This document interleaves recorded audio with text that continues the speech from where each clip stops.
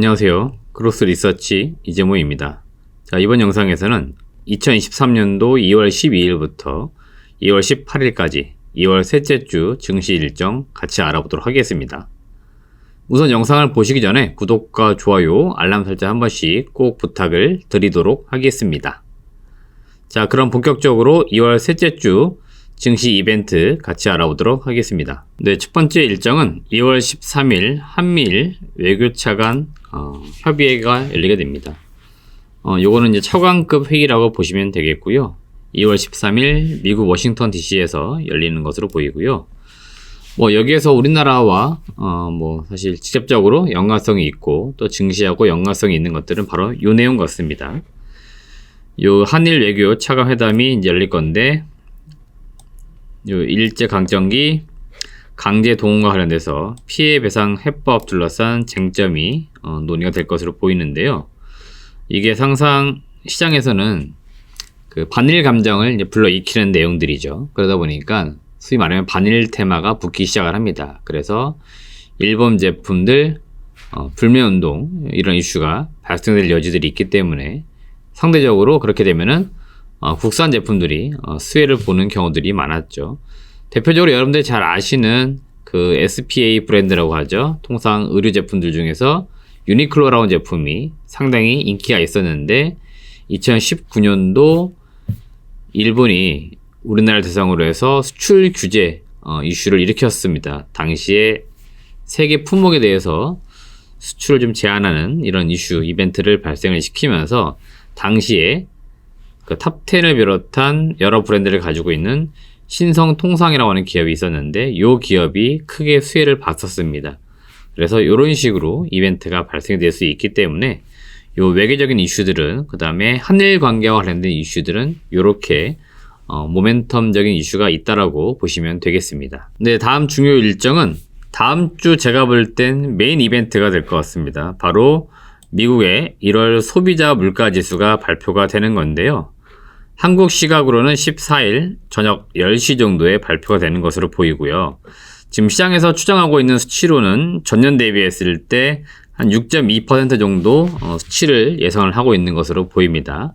참고로 지난 12월 달 미국의 CPI는 6.5%를 이제 기록을 하면서 앞자리가 바뀌었죠. 그리고 시장에서 예상했던 것보다 조금 더 떨어지는 수치들이 분명히 나왔기 때문에 물가가 내려가는 모습들이 나왔습니다. 그래서 시장에서는 이걸 이제 기초로 해서 이제 금리가 지금 계속적으로 올라가고 있는 상황들인데, 이제는 이제 금리를 올리는 그 속도나 그 폭을 좀 낮추지 않을까, 계속 이런 것들을 기대했던 것들이고요. 실제로 그 2월 1일이 되었을 때 미국의 2023년도 첫 FOMC 회의 결과가 발표가 되었는데 0.25% 인상하는 것으로 결과가 나오면서 금리 인상에 대한 속도 조절이 확인이 된 것이 보였습니다.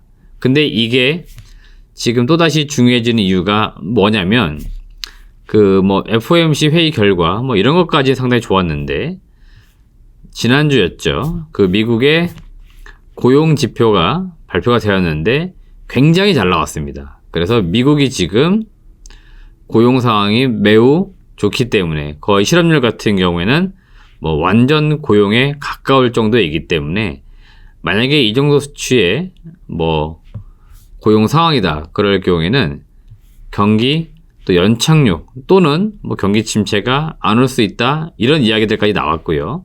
반면에 이렇게 고용이 좋으면은 지금의 어떤 높은 물가가 계속 이어지는 것은 아니냐, 그러면은 또 미국의 연준 입장에서는 금리를 좀 더 올려야 되는 것은 아니냐, 이런 이벤트들이 발생이 되었던 거죠. 그러다 보니까 이걸 한 번 더 확인해 주고 어떻게 보면 징검다리 역할을 해줄 수 있는 그 이벤트가 바로 2월 14일에 있을 미국의 1월 소비자 물가지수 발표이기 때문에 다음 주에 가장 중요한 메인 이벤트라고 보시면 좋겠습니다.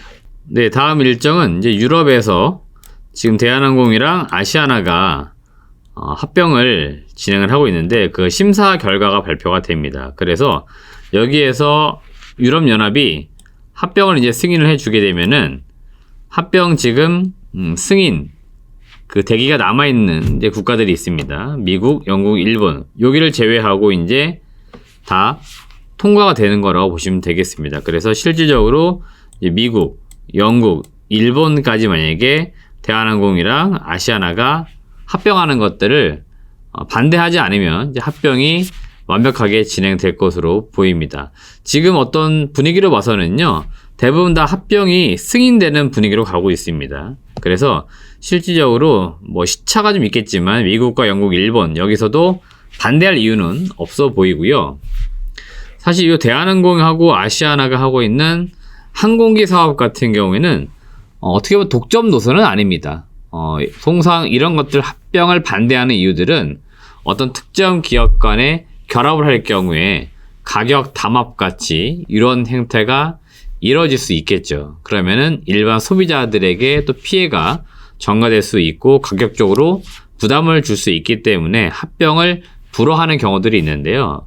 지금 대한항공이나 아시아나항공이 한 개 회사로 합친다 하더라도 사실은 지금 비행 노선이 이 두 개 뭐 항공사만 운항을 하는 게 아니죠. 해외 많은 업체들도 있습니다. 슬롯이 있기 때문에 뭐 독과점에 대한 우려 이런 것들은 전혀 없는 상황이에요. 그러다 보니까 합병이 뭐 승인되는 것들 이런 건 제가 볼 때 크게 어렵지는 않을 것이다 이렇게 보시면 되겠습니다.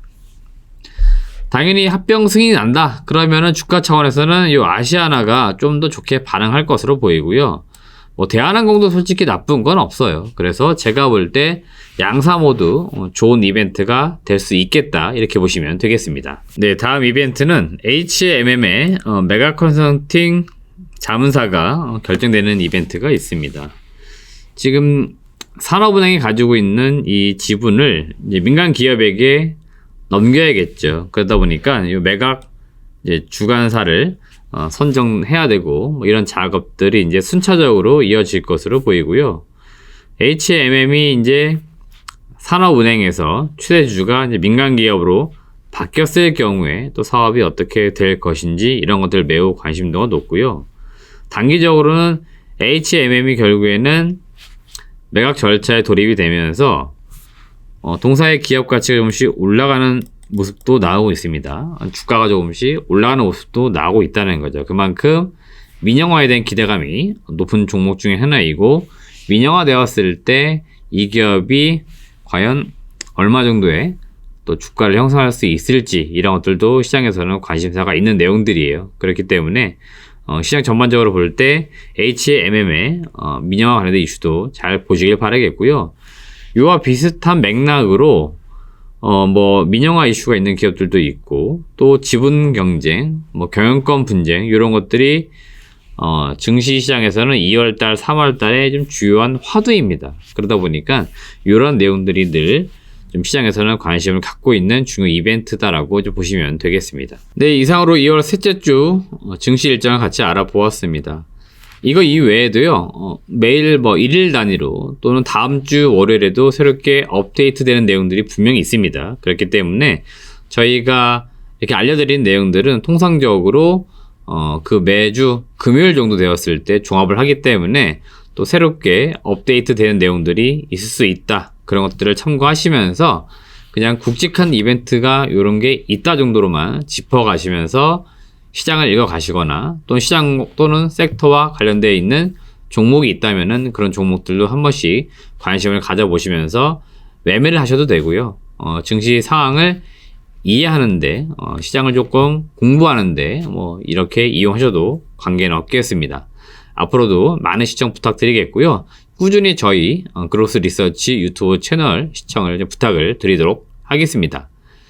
시청해주신 여러분 고맙습니다.